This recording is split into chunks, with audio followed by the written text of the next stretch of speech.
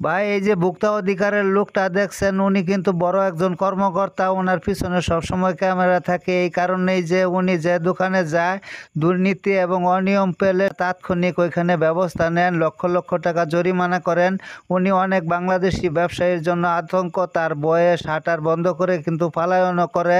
এই দোকানদার ভাইটি তাকে স্বেচ্ছায় ডেকে নিয়ে আসছে এবং বলছে যে দেখেন আমার এখানে আপনি তদন্ত করে দেখেন। এখনও ভাই অনেক সৎ এবং ভালো মানুষ দোকানদার আছে বাংলাদেশে, যাদের কারণে আমরা এখনো আছি। ভাই এই যে ভোক্তা অধিকারের লোকটা দেখছেন উনি কিন্তু বড় একজন কর্মকর্তা। ওনার পিছনে সবসময় ক্যামেরা থাকে। এই কারণেই যে উনি যে দোকানে যায় দুর্নীতি এবং অনিয়ম পেলে তাৎক্ষণিক ওইখানে ব্যবস্থা নেন, লক্ষ লক্ষ টাকা জরিমানা করেন।